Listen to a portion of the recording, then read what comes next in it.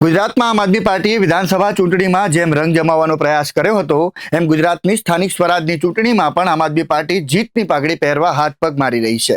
તો આ વિડીયોમાં વાત કરીએ કે કયા વિસ્તારમાં વધી રહી છે આમ આદમી પાર્ટીની અસર અને સ્થાનિક સ્વરાજની ચૂંટણી માટે શું છે આમ આદમી પાર્ટીની સ્ટ્રેટેજી। નમસ્કાર, આપની સાથે હું સદ્દામ।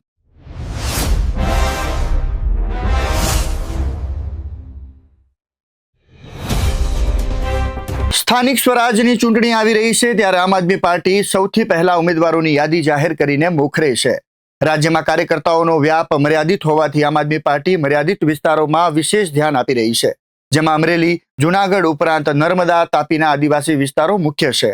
રાજ્યભરની 15 મહાનગરપાલિકા સહિત જિલ્લા પંચાયતો, તાલુકા પંચાયતો અને નગરપાલિકાઓની ચૂંટણી માટે દરેક રાજકીય પક્ષો હથિયારો સજી રહ્યા છે ત્યારે હાલ નવોદિત આમ આદમી પાર્ટી સૌથી વધુ આક્રમક છે। ગુજરાતમાં અરવિંદ કેજરીવાલ અને પંજાબના મુખ્યમંત્રી ભગવત માનનો બીજો પ્રવાસ પણ હાલ યોજાઈ ગયો।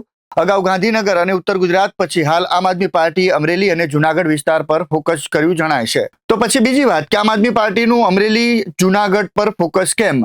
અમરેલી ખાતે ખેડૂત સભા યોજવા પાછળ આમ આદમી પાર્ટીનો વ્યૂ સ્પષ્ટ જણાય છે। અમરેલી ઉપરાંત જૂનાગઢ બે જિલ્લા એવા છે જે મુખ્યત્વે ખેતી પર આધારિત છે।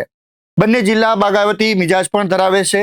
2017ની ચૂંટણીમાં બે જિલ્લાઓએ જ ભાજપને ભીસ પાડી દીધી હતી। અમરેલી જિલ્લામાં પરેશ ધાનાણી કોંગ્રેસ, ધારીમાં જીવી કાકડિયા ત્યારે કોંગ્રેસ, રાજુલા અમરીશ ડેર ત્યારે કોંગ્રેસ, સાવરકુંડલા પ્રતાપ દુધાત અને જૂનાગઢમાં પણ ભીખાબાપા જોશી જેવા કોંગ્રેસના ઉમેદવારો જીત્યા હતા। આથી આ બે જિલ્લા પર આમ આદમી પાર્ટીએ ફોકસ વધાર્યું છે।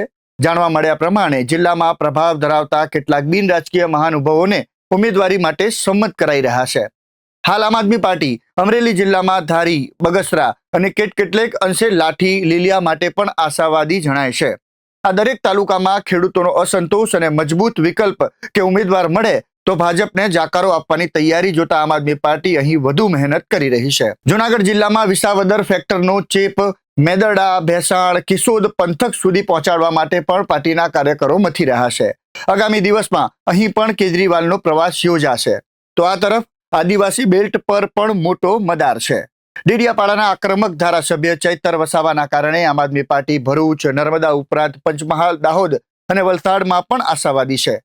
હાલમાં વિધાનસભાના બજેટ સત્રમાં કોંગ્રેસના ધારાસભ્ય અનંત પટેલ સાથે આમ આદમી પાર્ટીના ચૈતર વસાવા, ગોપાલ ઇટાલિયાએ દાખવેલી વ્યૂહાત્મક એકતા જોતા વલસાડ માટે પણ પાર્ટી અલગ વ્યૂહરચના અપનાવે એવા સંકેતો મળી રહ્યા છે। ત્યારે હવે જોવાનું એ રહ્યું કે આમ આદમી પાર્ટીને ગુજરાત કેટલો સાથ આપે છે। નમસ્કાર।